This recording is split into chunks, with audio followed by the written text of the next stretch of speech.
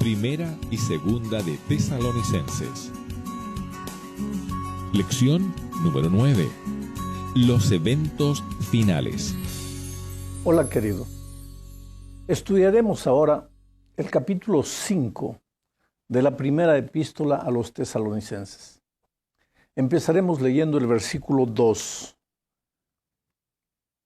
Porque vosotros sabéis perfectamente que el día del Señor vendrá así como ladrón en la noche.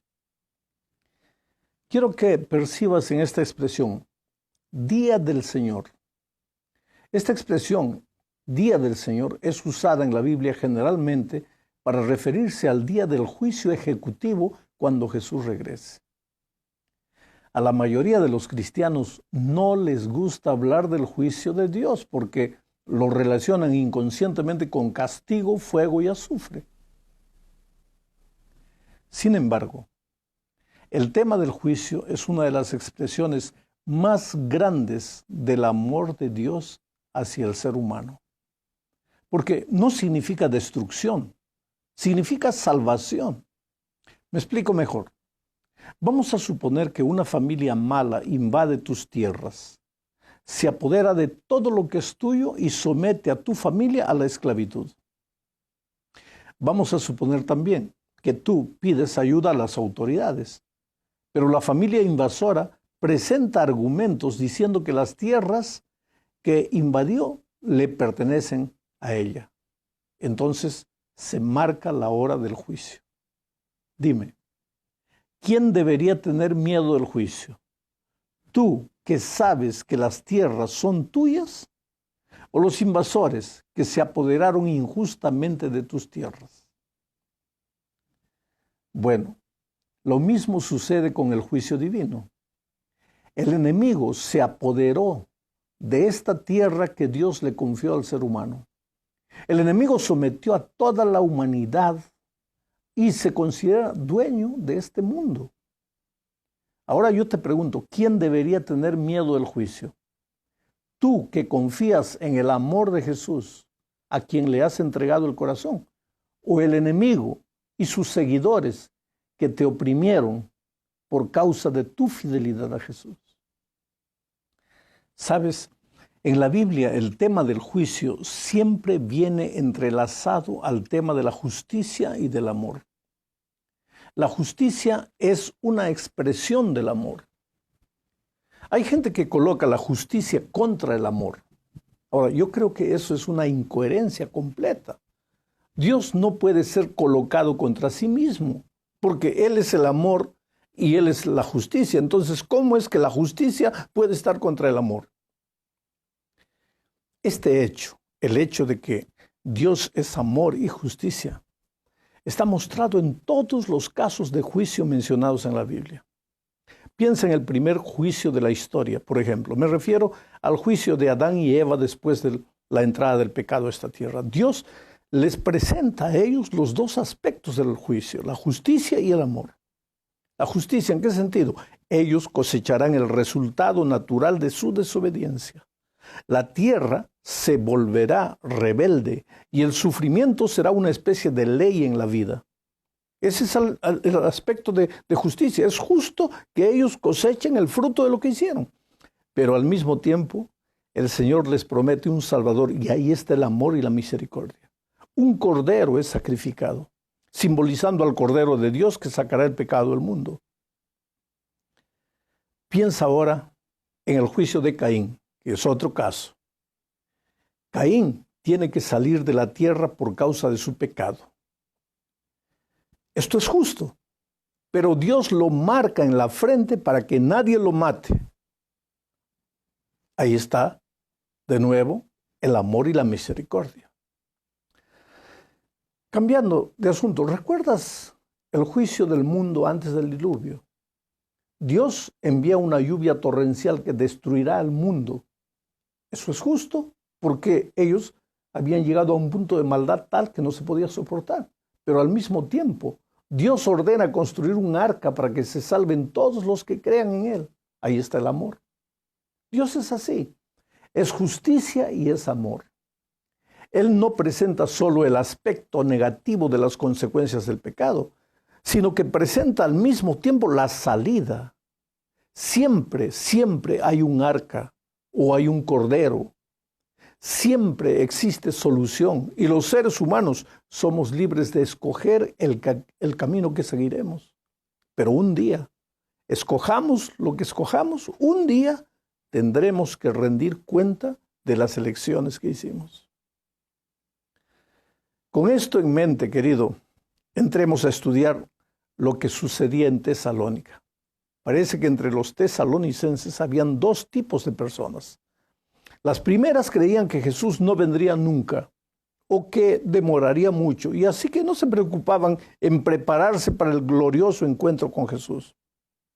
Por otro lado, había un segundo tipo de cristianos, aquellos que vivían inventando posibles fechas para la venida de Cristo. Ese tipo de personas siempre existió. Ambos grupos estaban completamente equivocados porque los extremos siempre están en el terreno del engaño.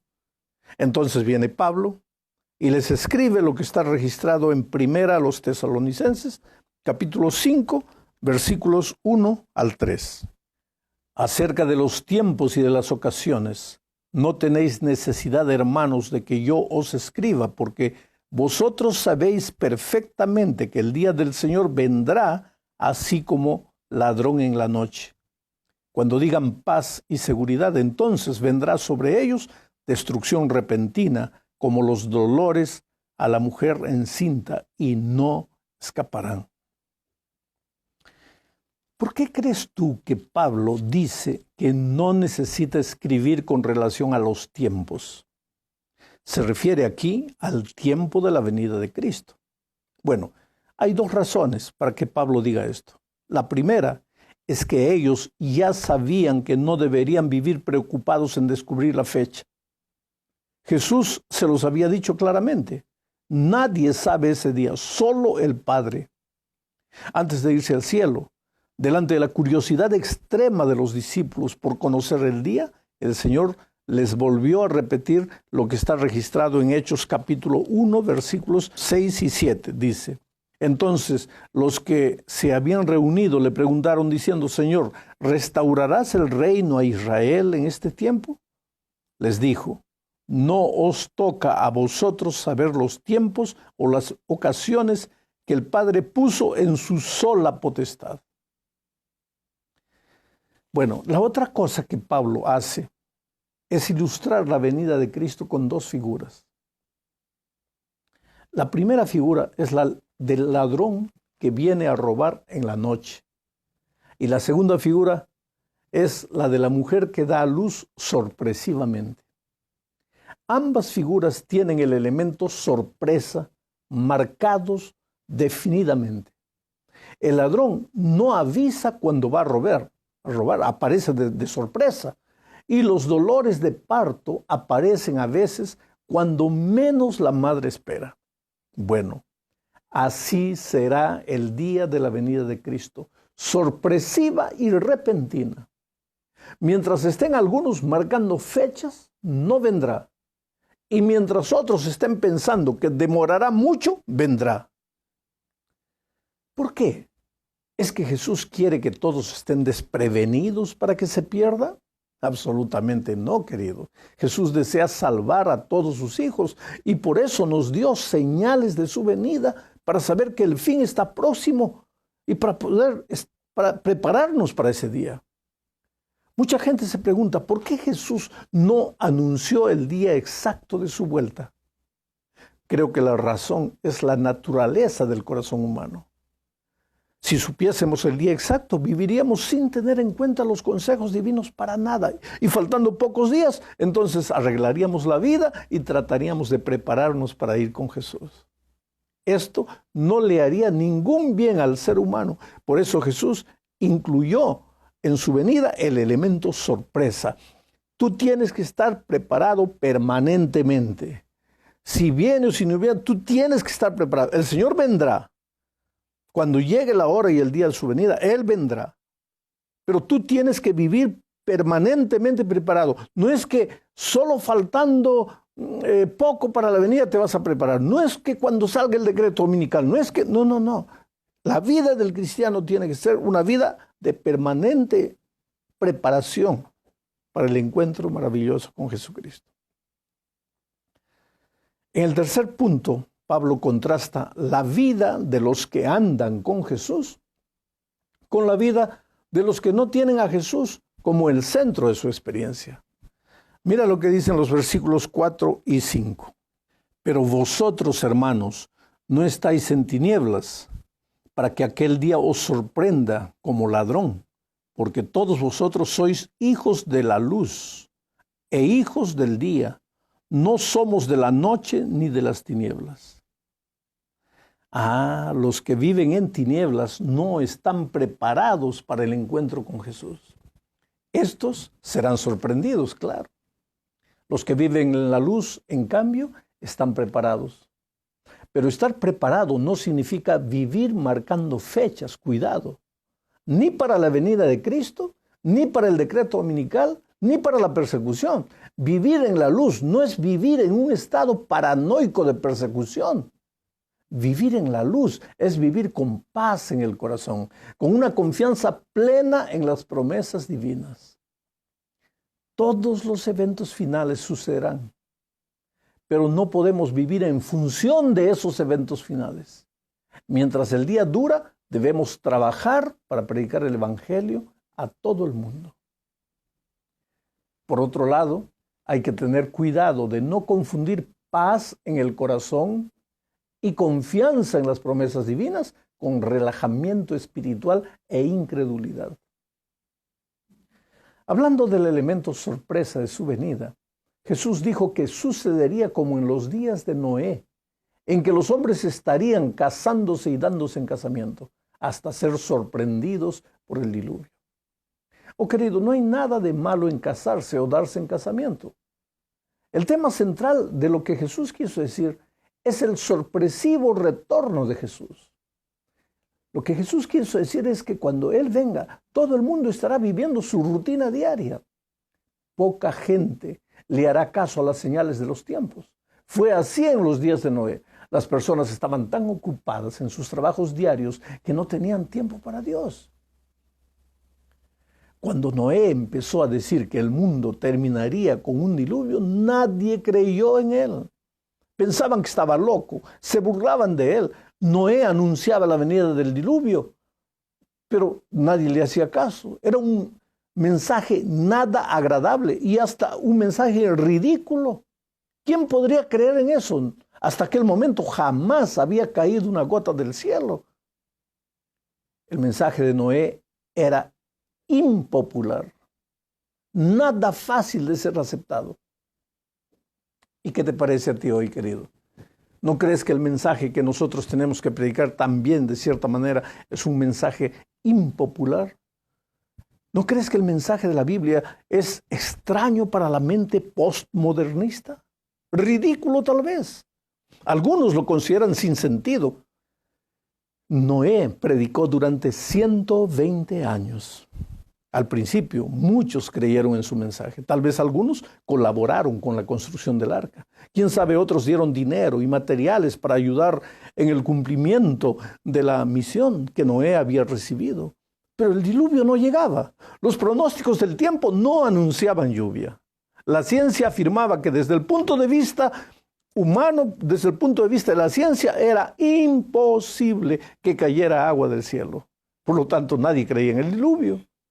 Los únicos que estaban preparados y entraron al arca fueron Noé, su esposa, sus 3 hijos y sus nueras. Nadie más. ¿Dónde estaban todos los que creyeron al principio? Se habían desanimado. El tiempo se había encargado de apagar la llama de la esperanza en sus corazones. Pero cierto día, cuando a nadie le parecía que algo extraordinario podría suceder, un día común, como cualquier otro día, un día en el que todo el mundo se levantó con la idea de ser una jornada más, sucedió algo extraordinario. Al principio daba la impresión de que la vida seguía su curso normal. porque la gente comía y bebía, se casaba, se daba en casamiento. Era un día tranquilo, de cielo azul, de sol resplandeciente. Era apenas un día más.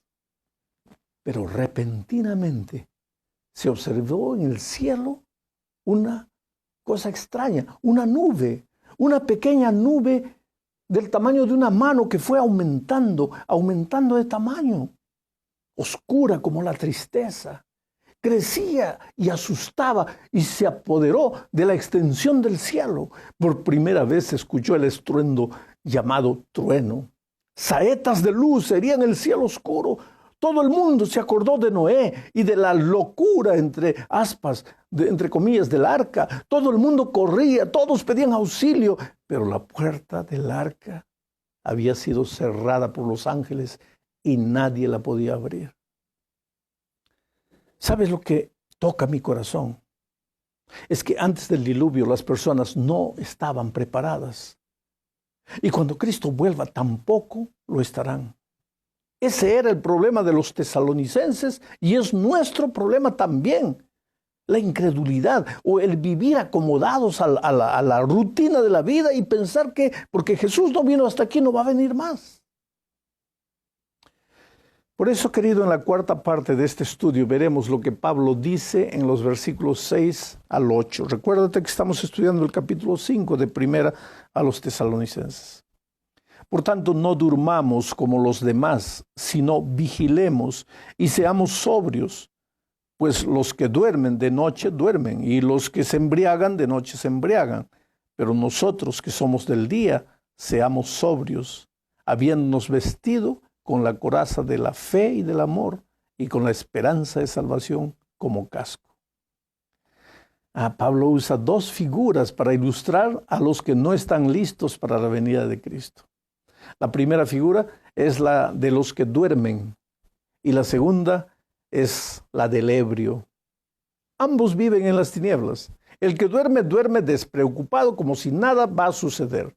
Ya el ebrio se mueve, anda, habla y da la impresión de que está despierto, pero no se da cuenta del peligro en que vive. A estas alturas debería preguntarme a mí mismo, ¿corro yo el peligro de estar durmiendo? ¿O corro el peligro de ser un ebrio que piensa que porque aparentemente ando y voy a la iglesia estoy bien? Este es un asunto que solo yo puedo responder, pero conviene que te hagas tú también la pregunta. Bueno, querido, llegamos al fin de este estudio. Leamos los versículos 9 al 11. Dicen, Dios no nos ha puesto para ira, sino para alcanzar salvación por medio de nuestro Señor Jesucristo, quien murió por nosotros, para que ya sea que vigilemos o que durmamos, vivamos juntamente con Él. Por lo cual, animaos unos a otros y edificaos unos a otros, así como lo estáis haciendo. Hay dos verbos que Pablo usa, vigilar y dormir. En este texto, vigilar y dormir se refieren a estar vivos o muertos por ocasión de la venida de Cristo. Si vivimos o morimos antes, ese no es el problema. Lo que importa es que en este día, en el día de la venida de Cristo, resucitaremos para estar con Jesús. Dios no desea destruir a nadie. Si dependiese de Él, todos nos salvaríamos, pero la salvación es un asunto de aceptación personal. Por eso, siempre digo que hoy es el día de buena nueva. Hoy es el día de salvación. Entrégale el corazón a Jesús. Arrodíllate y dile, Señor, despiértame. ¿Estoy viviendo como si Jesús va a volver?